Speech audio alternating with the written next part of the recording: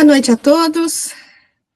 Estamos aqui mais uma vez para mais uma reunião do NEP Gesiel, em parceria com o Espiritismo.net, com grande alegria, né? Estamos na Carta aos Gálatas, capítulo 6, segunda semana do capítulo 6.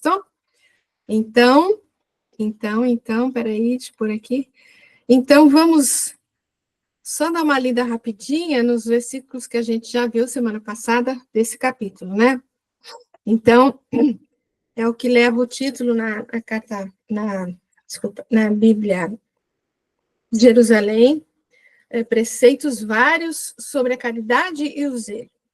Então, irmãos, caso alguém seja apontado em falta, vós, os espirituais, corrigi esse tal com espírito de mansidão, cuidando de ti mesmo, para que também tu não sejas atentado. Carregai o peso uns dos outros e cumprireis a lei de Cristo. Se alguém pensa ser alguma coisa, não sendo nada, engana a si mesmo.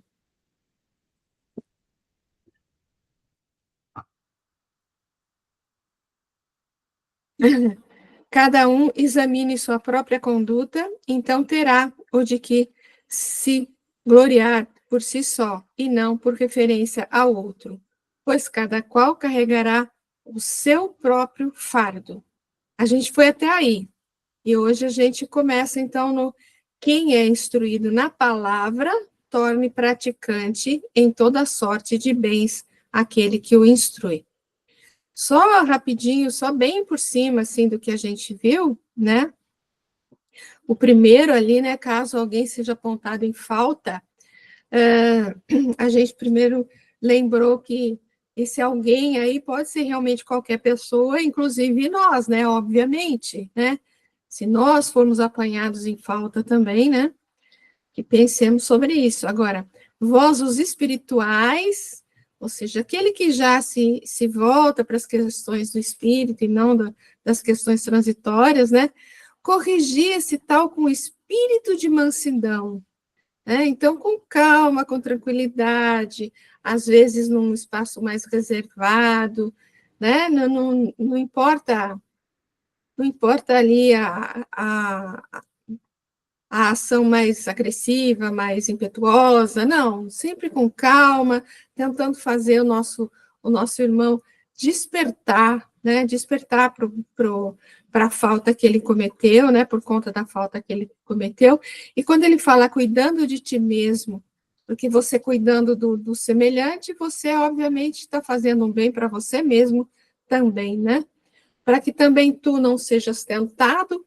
Quantas vezes a gente observar a falta de um outro irmão nos auxilia a não cometermos o mesmo engano, não é isso? Aí carregai o peso uns dos outros e assim cumprireis a lei do Cristo, no segundo, mas eu vou juntar com aquele quinto lá, ó, pois cada um carregará o seu próprio fardo. Então, parece que com o 2 e o 5, parece até que ele está se contrariando, né? Você tem que ajudar o outro a carregar o fardo dele, mas, ao mesmo tempo, ele está dizendo que cada um tem seu próprio fardo. Então, não, né? Como assim, né? Realmente, cada um tem seu próprio fardo para carregar, né? A sua própria mochilinha para levar, as suas próprias dificuldades, os seus próprios enganos para resolver, né? É a questão da porta estreita, né? É você que vai passar sozinho com todo, a única bagagem, vamos dizer assim, que você leva são as suas conquistas espirituais, né?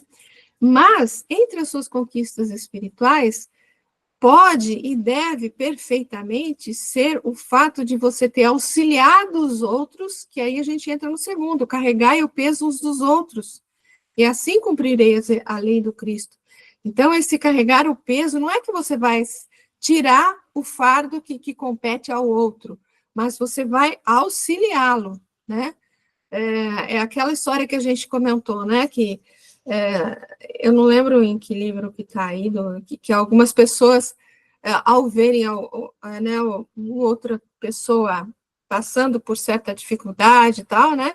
Passando por muitas complicações, assim, aí a pessoa até fala, bom, ela deve ter aprontado muito na encarnação anterior, né? Então, deixa ela passar por isso, porque assim ela vai cumprir com o seu karma aí e vai passar para frente, né? Então, mas quem não garante? Porque Deus atua na criatura através da criatura. Então, quem te garante que Deus não colocou você do lado dessa pessoa exatamente para que ela consiga carregar o seu fardo, para que ela seja auxiliada no sentido de que o peso dela, ela já merece que seja amenizado o peso que foi colocado para ela, né? Então, o fato de nós visualizarmos esses nossos irmãos em dificuldade, cabe a nós, sim, auxiliarmos naquilo que nos for possível, né? Sempre, lógico, dentro da nossa capacidade de auxiliar, né? Sempre dentro daquilo que a gente é capaz de fazer, obviamente, né?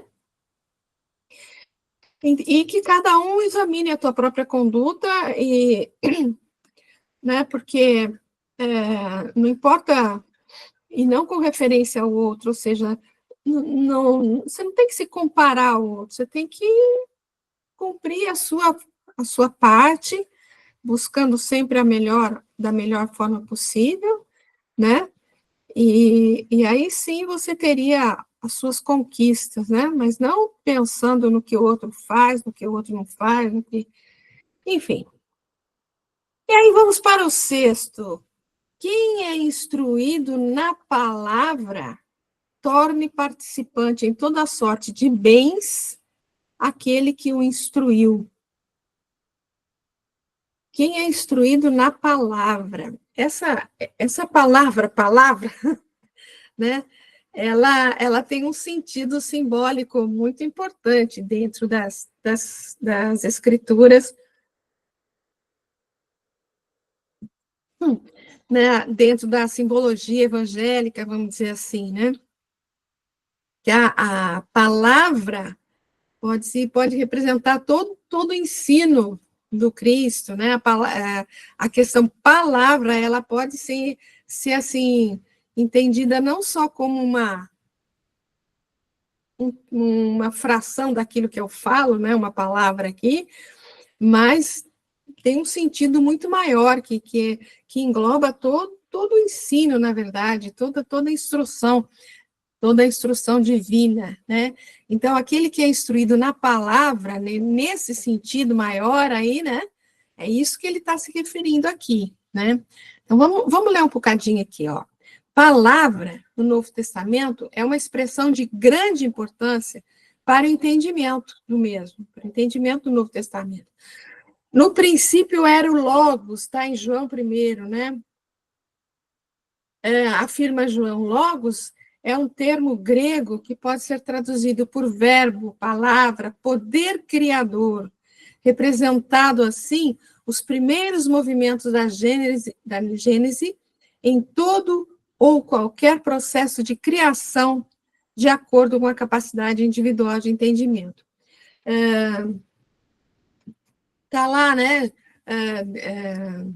Deus falou, né? Deus disse, haja luz, e a luz se fez, né? Aqui em João 1:1, na verdade, ele fala assim: no princípio havia o Verbo, e o Verbo estava junto de Deus, e o Verbo era Deus, né?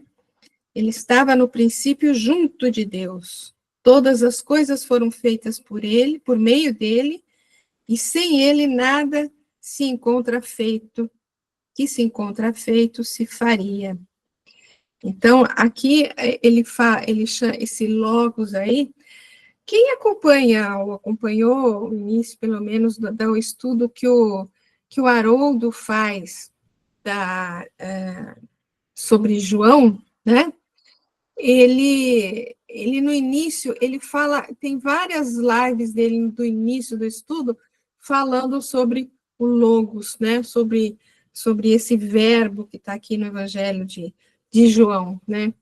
Então, tem todo todo um entendimento grandioso aí em cima da questão do logos e em cima da palavra, né, do verbo. O logos se fez carne, né? E aqui na tradução do Haroldo está o verbo se fez carne, né? Se corporificou. Continua o evangelista definindo a importância da realização do projeto. Não só o pensamento, não só a intenção, mas prática. Prática. Em essência, o evangelho não é o que está escrito, mas as atitudes de Jesus. O evangelho não é um livro, né? O evangelho é todo um ensinamento, toda uma mensagem que Jesus trouxe para a gente, né? Na parábola do semeador, Jesus ensina que a semente é a palavra do reino que, ouvida, entendida e convertida em frutos pela dinamização das potencialidades nela contidas, muito produzirá em benefícios para todos. Em João, também a gente tem a palavra de Deus é a verdade. E como a nos mostrar a importância do campo aplicativo da palavra, Jesus ora, santificai-os na verdade. Então, é uma coleçãozinha de letras, né, chamada palavra, que a gente pode refletir bastante sobre ela. No Apocalipse, o médium de Patmos, João, né, afirma como vira o Filho do Homem. Na mão direita ele tinha 7 estrelas, e de sua boca saiu o que sai da boca, é a palavra, né, é o ensino, né, e de sua boca saía uma espada afiada com 2 gumes. Isso está lá no Apocalipse. E Paulo vem falar a mesma coisa aqui, ó. Pois a palavra de Deus é viva, eficaz e mais penetrante do que qualquer espada de 2 gumes. Olha que interessante. Penetra até dividir alma e espírito, junturas e medulas. Ela julga as disposições e intenções do coração. Então, é toda uma reflexão sobre uma palavrinha, que é a palavra, né? Portanto, ser instruído na palavra é ser educado na verdade de Deus, compreendendo a vida sob a ótica do espírito imortal, que transcende a tudo que é imediatista e transitório. É se mover no amor, que é a única realidade imperecível do universo. A quem muito é dado, muito será pedido. Assim, recebendo essa instrução rica de espiritualidade, que nós recebemos através do Evangelho, da doutrina espírita, muito se fala disso, né? Mais responsável nos tornamos. Por isso, o missivista orienta: torne participante em toda sorte de bens aquele que o instrui. Esse é o versículo que a gente está vendo, né? Isto é, compartilhe os seus bens. Se o primeiro desejo do educando é aprender, o segundo é ensinar, ou seja, passar adiante o que aprendeu. E quando ele fala compartilhe os seus bens, não quer dizer que eu tenho que compartilhar as minhas roupas, a minha comida, a minha casa, os meus pertences materiais, né? Mas esses bens, a gente tem que pensar nas nossas conquistas espirituais, que eu tenho que compartilhar com aquele que está me ensinando, ou com aquele que eu ensino. Ou seja, ó, se num primeiro momento em que mais valorizamos o que é material, entendemos como bens o que possuímos de acordo com a valorização do mundo. À medida que nos espiritualizamos, entendemos que nossos bens são as conquistas que realizamos na esfera do espírito. E é esse entendimento que temos o dever de divulgar, pregando o evangelho a todas as criaturas. pois simbolicamente aquele que o instrui significa todas as criaturas com que ladeamos. A gente aprende com todo mundo que está à nossa volta, já que Deus se manifesta através das criaturas. E com todas aprendemos pela vida de relação a nos tornarmos melhores e mais perfeitos instrumentos a refletir a luz divina em todas as manifestações. E aí, crianças? Comentários? Comentários?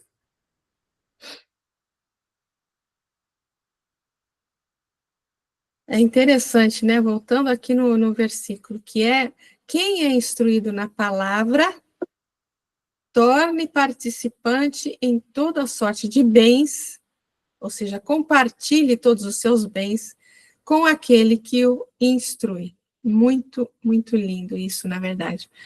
Quem levantou a mão, pode falar. Sou eu, Val. Pode falar, querida. Val, é interessante que os evangélicos... A voz está repetindo, né? Eles dizem que eles vão à igreja escutar a palavra, né? Eles repetem muito isso. Não, eu vou lá só para escutar a palavra, né? E o convite aí para a gente é o evangelho praticado, né, Val? É praticado. Eu, outro dia, até li um pensamento de Emmanuel, ele dizendo, ele nos convidando, né? A fé sentida, o amor compreendido e a caridade confirmada. Tudo para a gente conquistar, né? Achei bonito isso, a fé sentida, que muitas vezes a fé não é só raciocinada, né? Esse Jorge, como é que é o nome dele? É Jorge o nome dele, que trabalha, que faz estudo com Álvaro? Pode Elahá. Elahá, eu ouvi ele numa palestra dizendo que muitas vezes a fé cega também, também curou. Mas é aquela fé sincera, que não tem a compreensão para raciocinar, que consegue, né? Então, eu gostei muito disso, a fé sentida, o amor compreendido. Obrigada, querida. A Sheilinha está sumida, né? A Shelinha vai ficar um tempinho afastada. Ela está com uma questãozinha lá de saúde, ela vai ficar um pouquinho afastada. Tá bom, querida. Obrigada, Então, Paulo. Então, pessoal, realmente o Paulo, ele trabalha desde o início dessa carta, falando exatamente dessa fé na verdade, vivida, né? Dessa fé que pratica a caridade, que auxilia o próximo, né? Ele está falando disso desde o início, como sendo a questão principal, né? Não aquela fé naqueles dogmas que eram exteriores, ele trabalhou bastante disso nos capítulos anteriores, né? Mas ele continua falando dessa fé, dessa maneira de encarar o ensino, a palavra, né, que é a palavra de Deus, que é a palavra da verdade, encarando como não uma questão simplesmente que você ouve, mas uma questão que que tem um significado forte dentro da sua vida, dentro do seu coração, e que faz você, de alguma forma, agir, né? Agir por conta dela, e não simplesmente ouvi-la, né? Ouvi-la. Mais algum comentário, pessoal? Não? Vamos seguir mais um bocadinho, então, vai. Não vos iludais, de Deus não se zomba. O que o homem semear, isso colherá.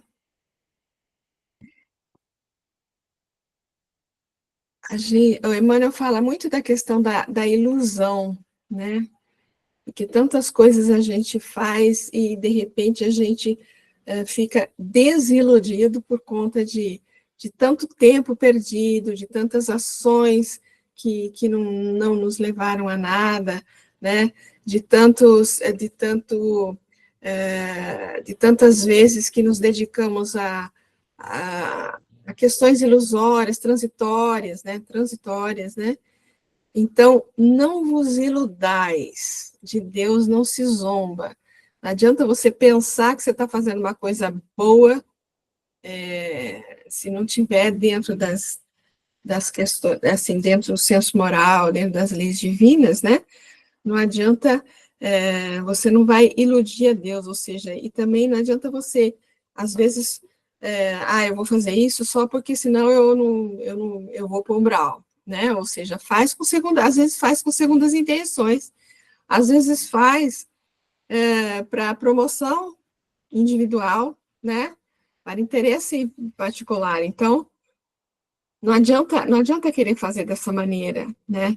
O que tem que fazer, como até o senhor está falando, né? É a questão do sentimento envolvido na ação, é isso que importa, né?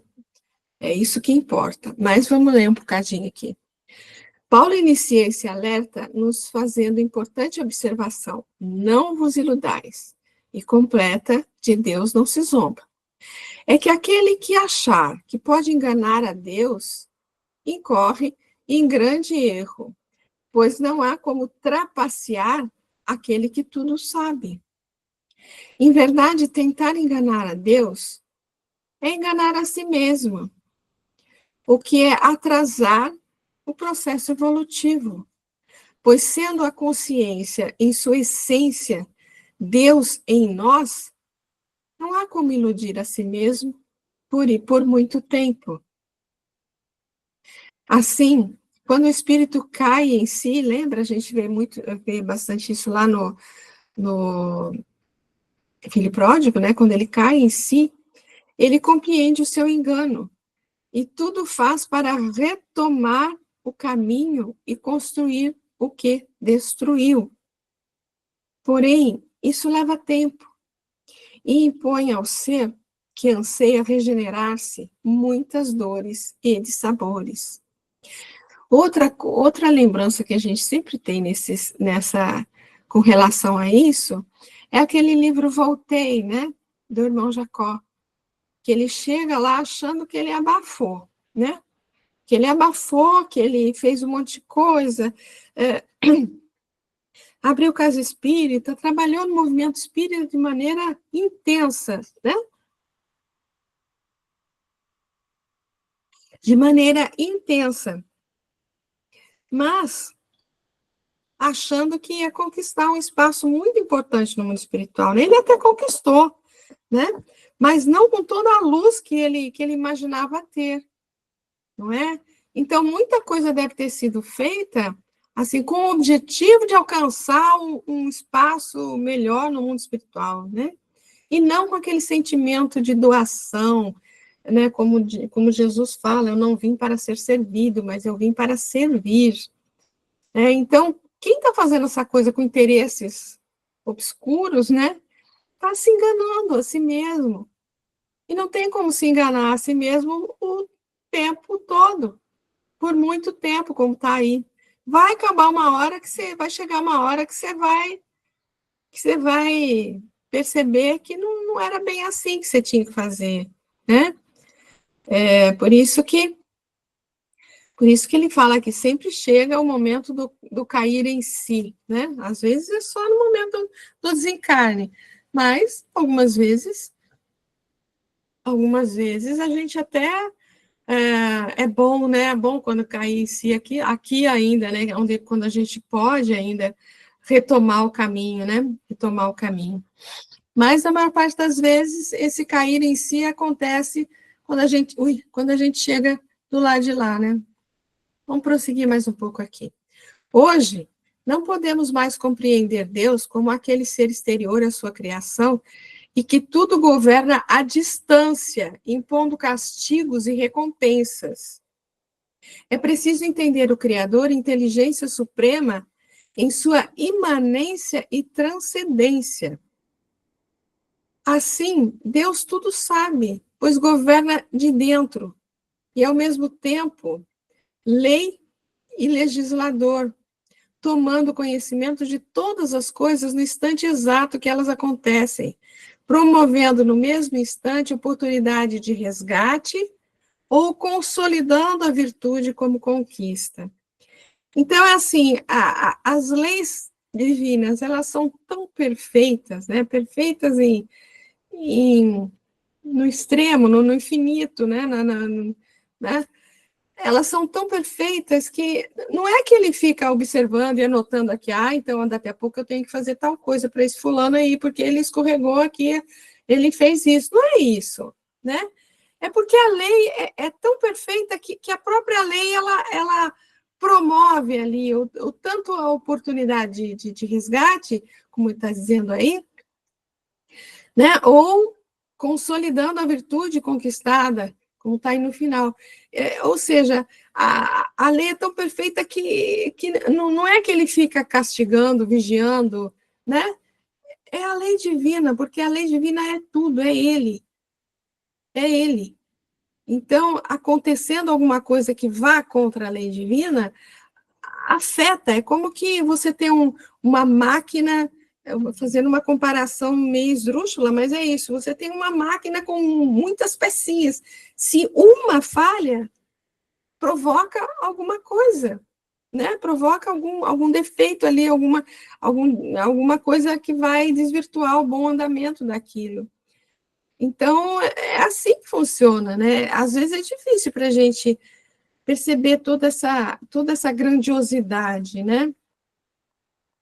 Por saber de tudo isso e por estar conectado com o próprio Cristo, é que Paulo, com autoridade, nos faz ver a impossibilidade que é iludir Deus, dizendo que dele não se zomba, mostrando na continuidade a legislação suprema. O que o homem semear, isso colherá. Não tem como enganar Deus, né? É preciso compreender bem esse mecanismo de ação da vida e daí retirar importante consequência moral. É a lei de ação e reação, gente, que acontece automaticamente, não tem como, né? Tudo o que temos hoje de positivo, pode falar, Fatiminha. Não, desculpa, eu queria te interromper. Eu estava lembrando muito do livro Céu e Inferno, naqueles, acho que são espíritos rebeldes, não sei. Tem muitas, tem espíritos ali que dizem, eu deixei no santo quantas missas pagas. Tem espíritos que dizem, eu fazia isso, fazia aquilo, e por que Deus está fazendo isso? Por que eu não estou vendo, estou no inferno, que aí eles falam muito essa palavra, né? Então, estava lembrando muito do livro, porque essa coisa de que Deus está escolhendo pela gente, né, o nosso futuro, é complicado, porque ao desencarnar, você vê que está tudo ligado ao seu. Não a Deus propriamente, como você está falando, mas as suas escolhas. E aí eu lembrei muito desse livro, porque é um livro que traz muito em alguma parte lá, esse momento de que cadê Deus que não fez isso? Mas eu fiz isso, né? Eu dava o meu dinheiro lá, não sei o quê, eu deixei isso para a igreja, não sei o quê. Então, essa nossa terceirização, né, que eu gosto de falar, terceirização com Deus, não dá mais para a gente, né? Mas, digamos, né? Sigamos, né, querida? Muito bom. Boa lembrança, querida, é isso mesmo. Acho que a Glorinha quer falar alguma coisa a mais também. Sim. Oi, pessoal. É só para lembrar que essa lei não é só para a gente, é para o universo. Obrigada. Nossa, para o universo realmente, né? Bom, tudo o que temos hoje de positivo, hoje,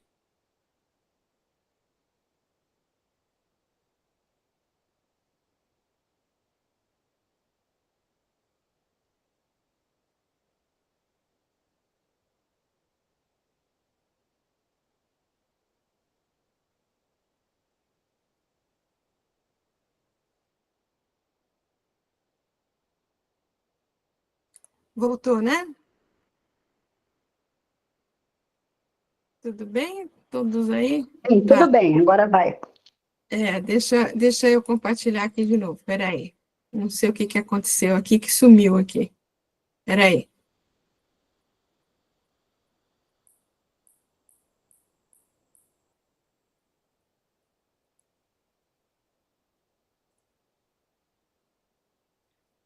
Aí, tá aí, né? Então, tá valendo aqui o último parágrafo.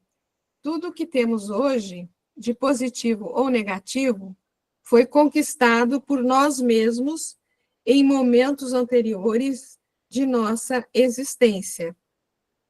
O que estamos fazendo hoje é a nova semeadura, que germinará e terá em instante oportuno seu momento de colheita. Então, tudo que a gente está fazendo hoje, né, ele fala ali, sendo bom ou não sendo tão bom, né, é por conta de nós mesmos, né, foi conquistado por nós mesmos, né, e aí depois a gente vai encontrar a colheita, né, o momento da colheita. Mas aí, ó, isso não é brincadeira nem conto da carochinha. Lembrando, né, que esses textos são do Paulo Fajardo, né, gente? Isso não é brincadeira nem conto da carochinha, é lei universal. E se quisermos traçar para nós um destino pautado em menor sofrimento e maior segurança, é bom que levemos isso tudo muito a sério, né? Na verdade, o que fazemos para o outro é a nós mesmos que fazemos. O próximo é apenas instrumento didático, promotor de nossa evolução. Por isso, achar que podemos enganar ou iludir a vida é enganar a si mesmo. Isso só é possível por um certo período de tempo. Dessa forma, por que não decidir hoje pelo caminho mais curto, que é o de viver o bem, transformando-nos em homens bons? Eu acho sempre interessante essa questão do instrumento didático, que está ali no segundo parágrafo, né? Tudo que está à nossa volta é instrumento didático que Deus nos proporciona, né? Toda a nossa família, nossos amigos, os bens materiais que estão à nossa disposição, os bens espirituais que nós estamos conquistando, e o próximo, principalmente, né? É sempre um elemento para aprendizado, ou seja, um instrumento didático, né? Eu acho isso muito interessante. É o próprio apóstolo dos gentios quem ensina o mecanismo reeducativo. Não vos conformeis com esse mundo, mas transformai-vos, renovando a vossa mente, a fim de poderdes discernir qual é a vontade de Deus, o que é bom, agradável e perfeito. Ou seja, não vamos nos conformar com as coisas todas que a gente vê, ou a condição que nós estamos, né? Então, vamos sempre tentando renovar a nossa mente, a nossa maneira de encarar as coisas, a nossa maneira de lidar com o nosso irmão, né? Com quem aparecer no meio do nosso caminho, né? Ou ainda uma mensagem que ele coloca aos filipenses, né? E é isso que vos peço, que vosso amor cresça cada vez mais em conhecimento e em sensibilidade, a fim de poderdes discernir o que mais convém, para que sejais puros e irreprováveis no dia de Cristo, na plena maturidade do fruto da justiça que nos vem por Jesus Cristo para a glória e louvor de Deus. Olha, ele fala crescer cada vez mais em conhecimento e em sensibilidade. Porque não adianta nada a gente ler trocentos livros, né? Se a gente não lê com o intuito de que aquilo faça sentido para que a gente tenha maior sensibilidade em lidar com todas as coisas que se nos apresentam, né? Todas as situações, todas as pessoas que nos rodeiam, né? Todas as situações que nos aparecem, né? Algum comentário, gente, a mais?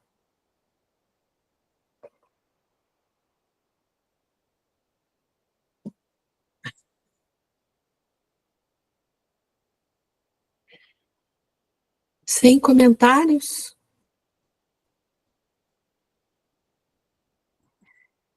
Então, vamos passar para o outro aqui, ó. Na verdade, ele continua na mesma questão do semear e colher ali, né? Porque quem semear na sua carne, da carne colherá a corrupção. Quem semear no espírito, do espírito colherá a vida eterna. É interessante porque agora ele vai trabalhar um pouco sobre essa questão do que é ter a vida eterna, né? Porque nós somos todos eternos, né? Nós não, a morte não existe, né? Mas por que alguns vão colher a vida eterna e outros não? Porque todos nós temos a vida eterna, né? Então, como é que fica isso, né? Como é que é isso, né? Então, vamos lá. Paulo diz o mesmo para os romanos, na carta aos romanos. Porque se viverdes segundo a carne, morrereis. Mas se pelo Espírito mortificardes as obras do corpo, vivereis. Então, se for pela carne, morrereis. Todos nós vamos morrer fisicamente, né? Mas a morte mesmo não existe. Então, o que ele está querendo dizer sobre isso, né? Por carne, como já dito, devemos entender os valores do mundo, os prazeres grosseiros da matéria. Se semeamos, tendo por base o culto ao que é transitório, ou as ilusões da matéria, que nos remetem à sensualidade, ao poder da moeda, ou ao jugo do mundo, de uma forma geral, disso tudo colheremos a corrupção. Prosseguindo mais um pouco. Não é o que está acontecendo hoje ao nosso redor, em todas as esferas do orbe? Corrupção quer dizer modificação, adulteração das características de algo. Está no dicionário. Em se tratando de nossa história evolutiva, refere-se à adulteração de nosso propósito em relação a Deus. Então, se a gente, como ele fala ali, né, se semear só na carne, vai colher corrupção. Como assim? Né? Essa corrupção se refere, então, à adulteração do nosso propósito em relação a Deus, a adulteração do nosso propósito de vida, do nosso propósito, assim, de evolução, né, em relação às leis divinas. Fomos criados para mantermos-nos na lei do Senhor, para seguirmos os seus preceitos. E o que temos feito até então, se não nos tornarmos adúlteros da lei maior? Prosseguindo mais um pouco. Não é à toa que os textos bíblicos atribuídos aos profetas referem-se ao povo de Deus como prostitutas, a corromperem o objetivo maior da vida, que é o da manutenção da aliança com o Criador. Só lembrando aqui, antes de prosseguir, né, que para eles, que tinham ainda uma linguagem um tanto quanto pobre, né? O sentido dessa aliança com Deus, o sentido que eles tinham, né, de uma ligação muito forte para a época, a única ligação muito forte que eles conheciam era a ligação do matrimônio, né? Então, quando se fala em aliança com o Criador, é como se fosse um matrimônio com o Criador. Então, aquele que está traindo o seu marido, entre aspas, né? Aquele que glorificava outros deuses, né?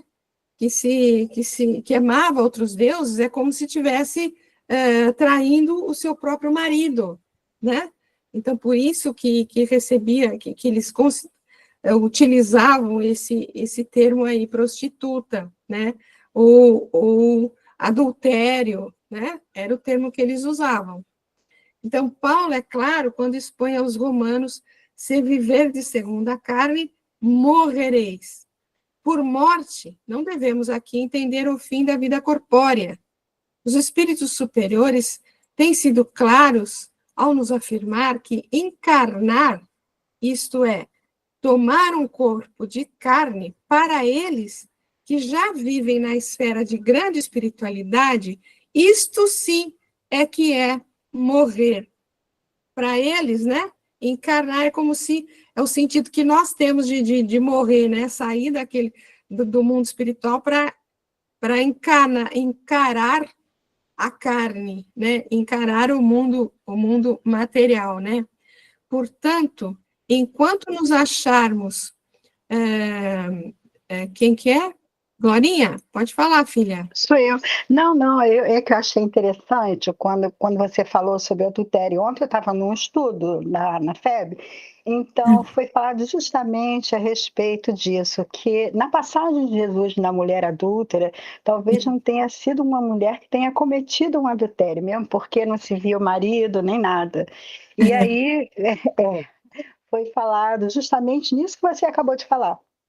Eu estava lembrando sobre adultério, sobre a palavra adultério. É muito legal esse estudo, né? É muito legal. Tá? Porque E aí eu a pessoa... lembrei. Ai, desculpa interromper, pode falar, filha. Não, é que eu lembrei desse estudo que justamente falou, e exatamente no que você acabou de falar sobre adultério, quando se Tá bom. falou da mulher adulta. Então, é isso mesmo. Foi ótimo. Quando eles falam, né, a lembrança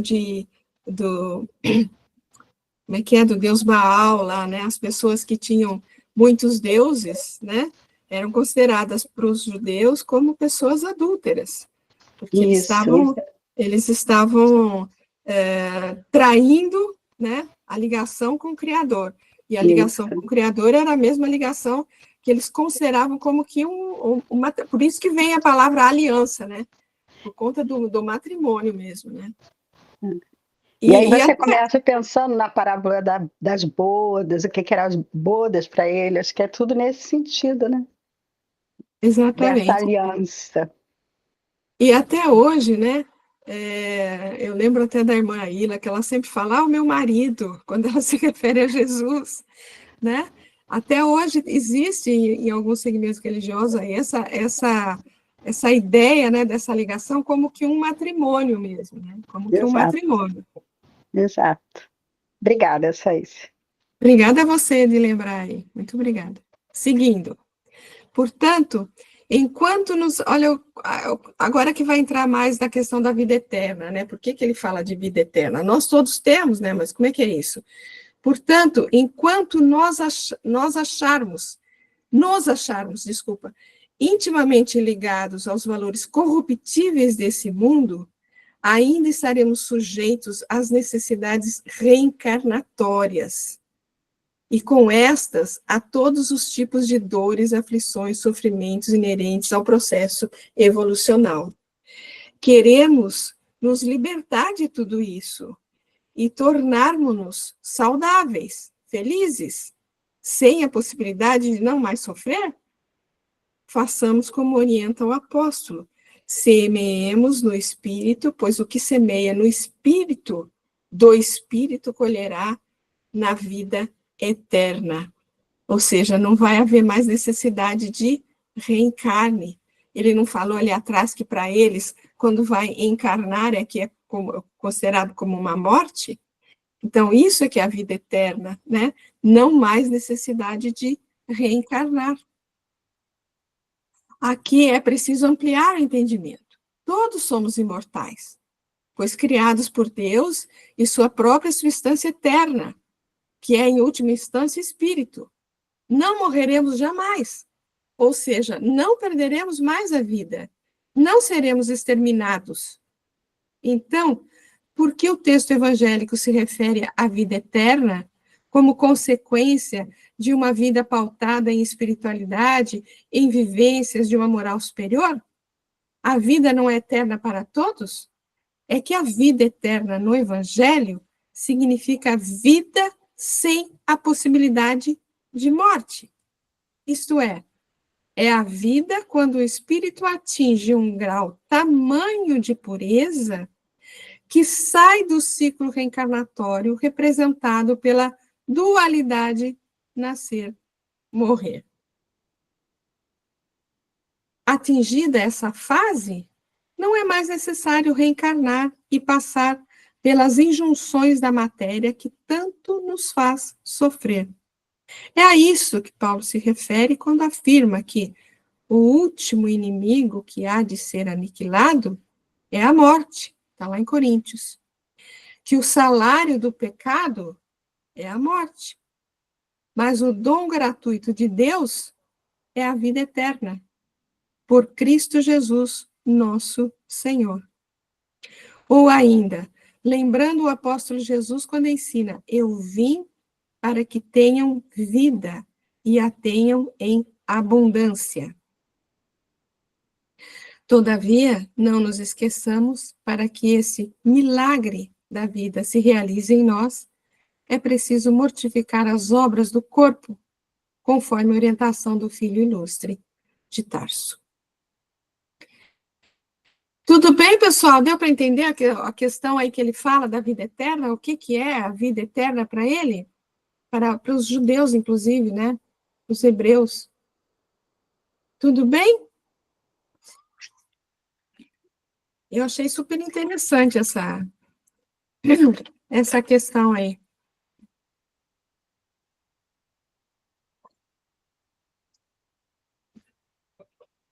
Então, o Emmanuel coloca um texto, Novinha de Luz, que ele comenta esse versículo que a gente acabou de ler aí. Porque o que semeia na sua carne, da carne ceifará a corrupção. O título é Sementeiras e Ceifas. Então, vamos ler, Emmanuel, aqui. Plantaremos todos os dias, é a lei. Até os inativos e ociosos estão cultivando o joio da imprevidência. Quer dizer, de alguma forma, a gente está sempre semeando, né? De toda forma, estamos semeando. Seja qual for a nossa ação, a gente está semeando. É necessário reconhecer, porém, que diariamente colheremos também, né? Há vegetais que produzem no curso de breves semanas. Outros, no entanto, só revelam frutos na passagem laboriosa de muito tempo. Ou seja, muita coisa a gente acaba colhendo aqui mesmo, rapidamente, às vezes muito rapidamente, né? Porque tem certos sofrimentos, certa corrupção, vamos dizer assim, né? Como no sentido que a gente leu ali atrás, né? Que é o deturpar o nosso processo evolutivo, né? Muitas coisas acontecem porque a gente mesmo causou há pouco tempo atrás, não é? Então, não é que tudo é da espiritualidade, né? Muitas coisas é culpa nossa, né? Porque a gente acabou provocando, né? Agora, muitas coisas a gente vai colher só em outras existências, né? Quando a gente na verdade, talvez estiver preparado para colher aquilo, né? Em todas as épocas, a turba cria complicações de natureza material, acentuando o labirinto das reencarnações dolorosas, demorando-se nas dificuldades da decadência. Porque muitas vezes a gente vem para acertar um determinado ponto, mas a gente acaba errando de novo na mesma coisa, de novo na mesma coisa, né? Então, muitas vezes, a gente acaba patinando, vamos dizer assim, né? Numa determinada dificuldade, num determinado engano, né? Ainda hoje surgem os que pretendem curar a honra com o sangue alheio e lavar a injustiça com as represálias do crime, né? Ou seja, os duelos que aparecem aí, né? Daí o ódio de ontem gerando as guerras de hoje, a ambição pessoal formando a miséria que há de vir, os prazeres fáceis reclamando as retificações de amanhã. Muitas vezes, né, a gente pede justiça, mas no fundo, a justiça que a gente está pedindo, no fundo é vingança, né? No fundo é vingança.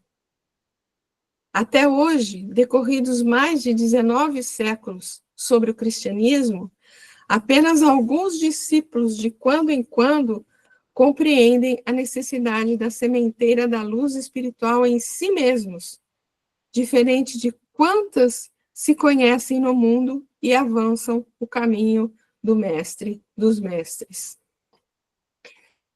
Enquanto a gente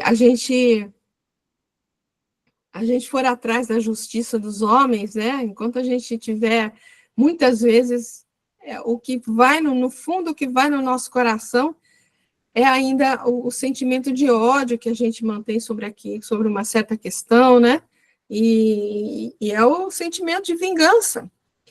Se desejas, pois, meu amigo, plantar na lavoura divina, foge ao velho sistema de semeaduras na corrupção e ceifas na decadência. Cultiva o bem para a vida eterna. Lembrando bem qual é o sentido de vida eterna, né? Repara as multidões encarceradas no antigo processo de se levantarem para o erro e caírem para a corrigenda. E segue rumo ao Senhor, organizando as próprias aquisições de dons imortais.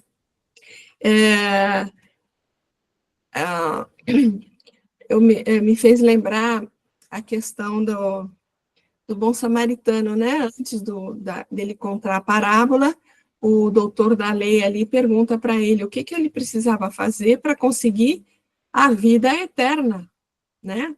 A vida eterna. E o que Jesus vai mostrar para ele, no fundo, que é o quê? É a questão de você servir e não ser servido, a questão da caridade, do auxílio ao próximo, do carregar, como o Paulo fala anteriormente aqui, que nós vimos semana passada, do auxiliar o próximo a carregar os seus fardos, né? No fundo, era isso que Jesus acabou mostrando ali com a parábola do bom samaritano, né? O que Paulo acaba falando aqui também. Algum comentário, pessoal? Maria Cristina está no chimarrão ali, né, não? Sim, meninas, sim. A segunda-feira é muito difícil tomar chimarrão de manhã, porque 7h30 eu já estou na casa espírita, tem estudo. Ai, olha não só. tá. Eu estou na aguinha mesmo, por enquanto. E Bom, a gente vai ficando mais velha, tomar chimarrão 2 vezes por dia. é. O chimarrão é como se fosse um chá?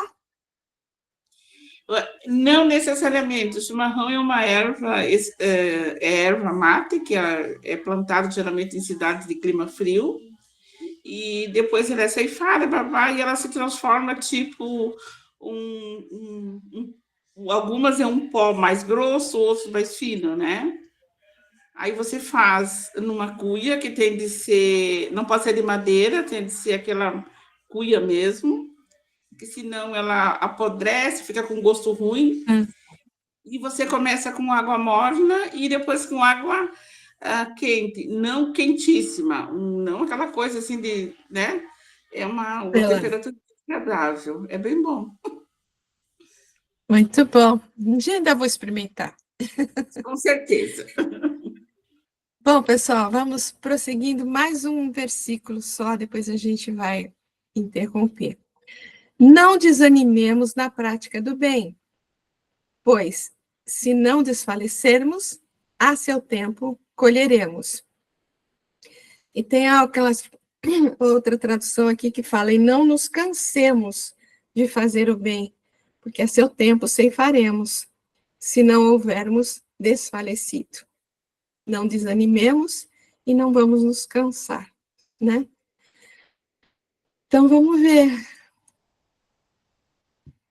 Fazer o bem é uma necessidade básica para aquele que tem por desiderato reeducar-se dentro da proposta evangélica. O objetivo final é fazer-se bom, ou dentro da qualificação paulina, tornar-se nova criatura. E como eu acho que a gente comentou semana passada, né? Fazer o bem é o caminho. O objetivo final é tornar-se uma pessoa boa, né? Que é mais ou menos o que ele está falando aqui. Todavia, de acordo com a natureza do mundo em que vivemos, onde domina o direito da força e não a força do direito, onde somos colocados frente a frente com as nossas criações negativas e diante dos desafetos,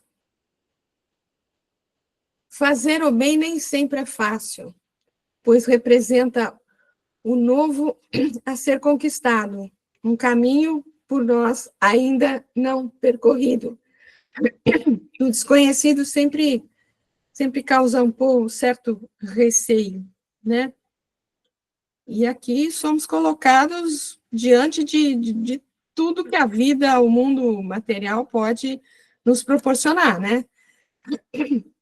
Tudo que é novo em matéria de vivência requer esforço por não ser ainda espontâneo, por não ser conquista incorporada ao nosso modo de ser.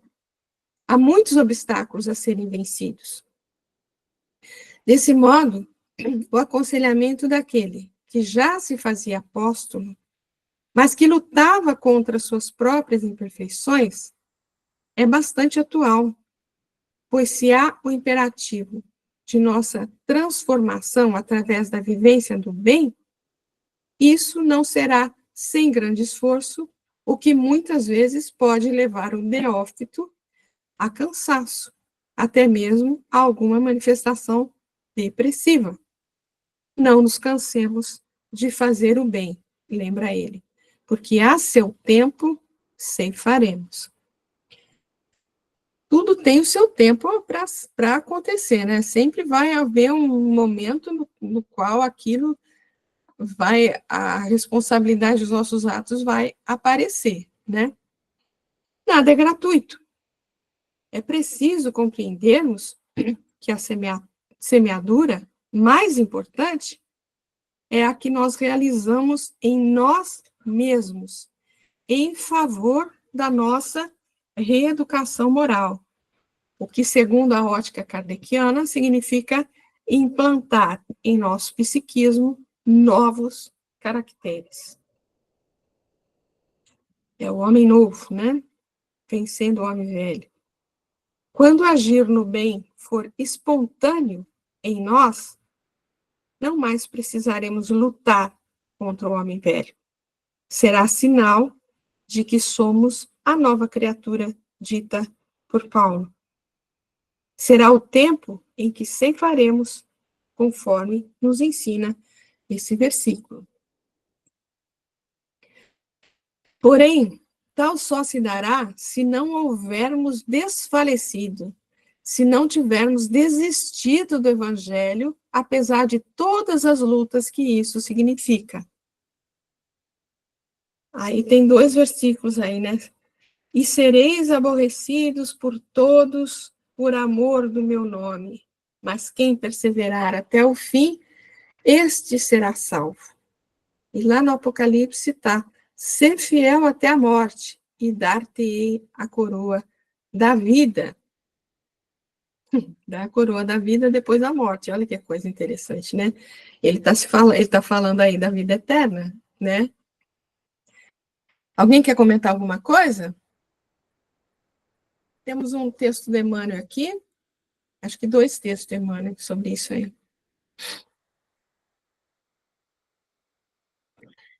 Que a gente tem que perseverar, a gente sabe, né? Muitas vezes não é fácil. Às vezes a gente quer fazer alguma coisa, mas encontra tantos obstáculos para frente, né?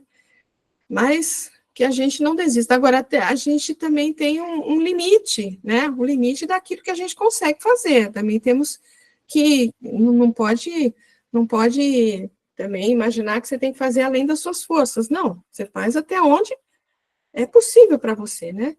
Fala, Glorinha. Glorinha, você queria falar alguma coisa?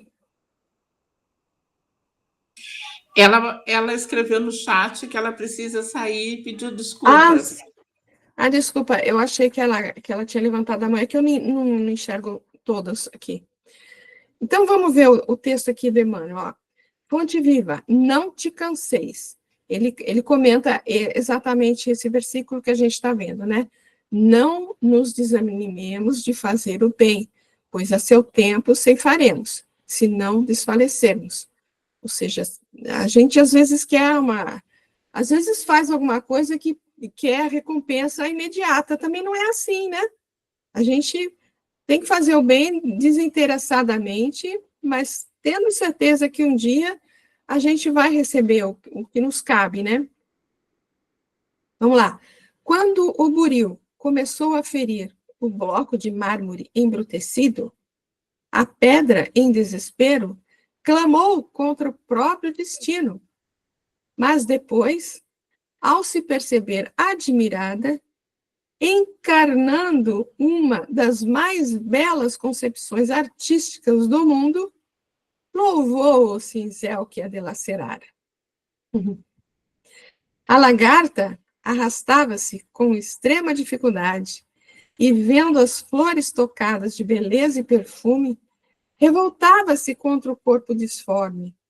Contudo, um dia, a massa viscosa em que se amargurava converteu-se nas asas de graciosa e ágil borboleta, e então enalteceu o feio corpo com que a natureza lhe preparara o voo feliz.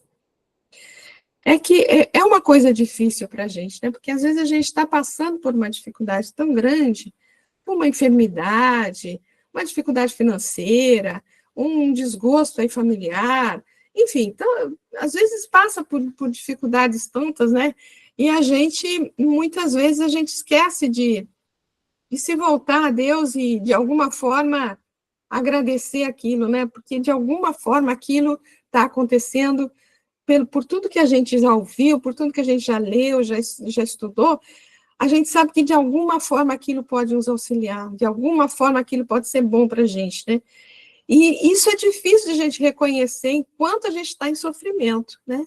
Enquanto a gente está em sofrimento, como o cinzel aqui, que enquanto ele estava sendo ali ferido pelo o mármore, né? Que estava sendo ferido pelo cinzel, ele jamais conseguiu agradecer o cinzel, enquanto estava acontecendo isso, né? Mas depois que ele percebe o quanto ele se transformou, né? Então, depois que passa, depois que a gente percebe o tanto que aquilo realmente nos auxiliou, o tanto que aquilo fez a gente aprender alguma coisa, né? Mas a gente tem que estar aberto para esse aprendizado, né? Porque se a gente passa por essa dificuldade com revolta, né? Como o mármore aí revoltado, a gente não a gente não consegue receber essa bênção posterior, né? Não é uma coisa fácil para a gente fazer, mesmo com todo o conhecimento que a gente já tem, mas é um esforço que a gente tem que fazer, né? Continuar no nosso aprendizado. O ferro, e ele dá outros exemplos, né? O ferro colocado na bigorna, rubro, espantou-se e sofreu, inconformado. Todavia, quando se viu desempenhando importantes funções nas máquinas do progresso, sorriu reconhecidamente para o fogo que o purificara e engrandecera. Então, o sofrimento, às vezes nos auxilia na nossa purificação, né? No nosso engrandecimento. A semente lançada à cova escura chorou, atormentada, e indagou por que motivo era confiada assim ao extremo abandono. E, às vezes a gente acha que Deus esqueceu a gente mesmo, né? Entretanto, em se vendo transformada em arbusto, avançou para o sol e fez-se árvore respeitada e generosa, abençoando a terra que a isolara no seu seio. Não te canses de fazer o bem. Quem hoje te não compreende a boa vontade, amanhã te louvará o devotamento e o esforço. Jamais te desesperes e auxilia sempre. A perseverança é a base da vitória. Não ouvides que ceifarás mais tarde em tua lavoura de amor e luz. Não só alcançarás a divina colheita, se caminhares para diante entre o suor e a confiança, sem nunca desfaleceres. Algum comentário, pessoal?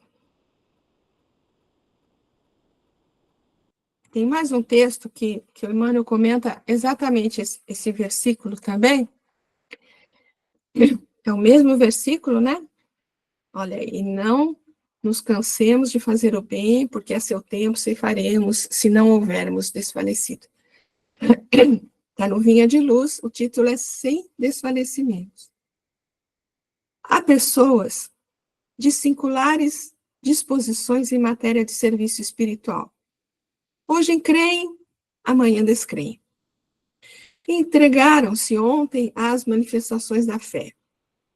Entretanto, porque alguém não se curou de uma enxaqueca, perdem hoje a confiança, penetrando o caminho largo da negação. Iniciam a prática do bem, mas se aparece um espinho de ingratidão dos semelhantes, proclamam a falência dos propósitos de bem fazer. São crianças que ensaiam aprendizado na escola da vida, distantes ainda da posição de discípulos do Mestre. O exercício do amor verdadeiro não pode cansar o coração.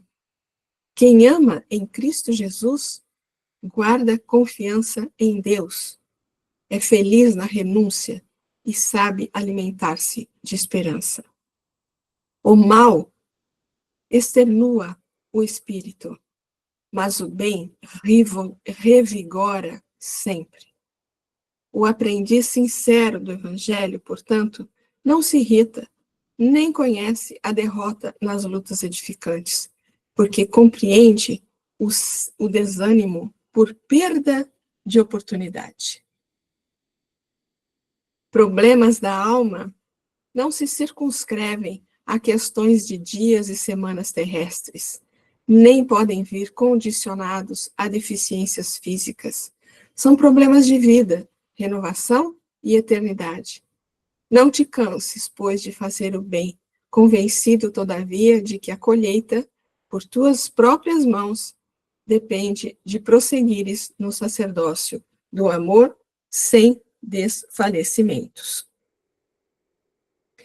Então, é que muitas vezes acontece, né? A pessoa quer fazer dar um benefício para alguma pessoa que se aproxima, e a pessoa não reconhece, a pessoa até às vezes reclama, fala, não era assim que eu queria, sei lá, enfim, não reconhece, né, o que você está fazendo, e aí as pessoas desanimam, falam, Já que ela não reconheceu, eu também não quero fazer mais nada, né? Já que a peça que eu dei, ela relegou, ela jogou fora, ela, sei lá, não, não utilizou, então eu também não vou dar outra aqui, porque não adianta nada, né? E não é assim, né? Não é assim. Às vezes a pessoa até nem está preparada para receber aquilo que você está oferecendo. Às vezes a pessoa vai reconhecer aquilo, vai utilizar aquela informação ou aquele bem oferecido em outro momento, né? Cada um tem o seu momento, né? Então a gente não pode desanimar porque por conta de um ato que a gente acha que é bom, a pessoa não reconheceu que é bom, sei lá, né? Fala, Fatiminha. A gente vê isso, às vezes, na evangelização. Tem evangelizadores que, às vezes, querem... A gente que trabalha com jovem, né? Quer sempre que aquele jovem esteja aberto para que esteja bem todo dia. E, às vezes, eu escuto, né? Assim, poxa, eu preparei uma aula tão maravilhosa, ficaram falando, e não sei o quê. Não sei se tem muito a ver com isso, mas eu lembrei muito disso. Quer dizer, você prepara a aula com todo carinho, você faz o seu melhor. Você tem que entender que aquele jovem, ele está no momento dele, né? Mas às vezes você quer isso, você quer retribuição ali. Olha que aula, eu nunca vi uma aula assim. A gente é muito assim, né? A gente sempre acha que está fazendo e a gente sempre quer um pouco de holofote, de palco. E outra coisa também que eu reparei no início desse texto, existem pessoas que têm que estar tudo bem, né? Sim, tem que estar tudo bem. Se alguma coisa sai um pouquinho do lugar, essas pessoas já entram numa questão: para que eu estou fazendo tanto? Se a minha vida aconteceu isso. Só que elas não sabem, assim, não sabem, né? Mas a vida da gente é uma eterna, como eu falo, uma eterna prova, né? A gente só vai saber se vai passar se a gente tiver, de vez em quando, né, uns tropecinhos aqui, umas questões mais difíceis, né? Vamos dizer assim. Então, eu achei esse texto de Emmanuel muito bonito, por causa dessa questão. A gente vai fazer e a gente vai entender que o outro tem o seu momento, que o outro, às vezes, não agradece, mas por uma série de questões, está no momento dele. E se a gente for esperar tudo sempre, certinho, bonitinho para a gente fazer, ou que todo mundo ache tudo que a gente faz maravilhoso, a gente não vai ser feliz fazendo. Não vai construir o melhor que a gente pode. É sempre o outro, é o que eu vi falando da terceirização. É sempre o outro, é sempre o outro. Não é o outro, é com a gente. É com a gente e com Deus. E aí a gente chega lá. Mas eu tenho essa experiência lá, às vezes, uma vez ou outra. E eu falo, olha, é o Espírito está ouvindo, o Espírito vai ouvir. Está ali, às vezes, fazendo aquela baguncinha, mas o Espírito está ouvindo. A gente não evangeliza a carne, a gente evangeliza o Espírito. Né? E é por isso que é difícil. Mas é isso, eu gostei muito desse texto, meu mano, muito lindo. Você falou uma coisa muito interessante, né? Porque a gente quando a gente fala, são as dificuldades que faz a gente crescer, né? Eu lembro sempre do exemplo, por exemplo, do atleta, né? Ele faz o exercício dele, mas ele só vai melhorar se as dificuldades vão sendo aumentadas para ele, né? Para que ele corra mais, sei lá, salte mais, enfim, vai crescendo aos poucos, né? E conosco é a mesma coisa, né? Se a gente não tiver se a pessoa, você exemplificou a questão da aula, né? Se a pessoa faz sempre aquela mesma aula e não é? E todo mundo só ouve tal, e não tem uma crítica que seja construtiva ou algum aspecto que faça ela buscar alguma coisa diferente, não é? Vai ficar sempre aquilo, ela não vai nunca melhorar, vai estacionar, né? Então, a dificuldade faz a gente procurar alguma coisa que que tragam uma posição melhor, né, melhorada, mais aperfeiçoada, né? Então, são as dificuldades que faz a gente crescer mesmo, a gente se tornar pessoas melhores e produzir frutos melhores também, né? É isso aí, muito bom. Mais algum comentário, pessoal? Pessoal, nós vamos parar por aqui, hoje vamos terminar um pouquinho antes, mas para prosseguir... Espera aí, tá, estou aqui. Porque nós paramos aqui, porque para prosseguir a gente vai entrar num outro versículo aqui, mas que vai fazer a gente gastar bastante tempo com ele, sabe? Então, eu acredito que seja melhor a gente deixar para a semana que vem, para a gente ver com mais calma, né? E ter um entendimento melhor aí, tá bom? Então, por hoje, paramos aqui. Agradeço bastante aí todos os comentários, foram muito, muito bons. E, se Deus assim o permitir, semana que vem a gente está de volta com mais um tantinho aí da carta aos Gálatas, do 6º capítulo, tá bom? Beijinho, fiquem com Deus e até semana que vem.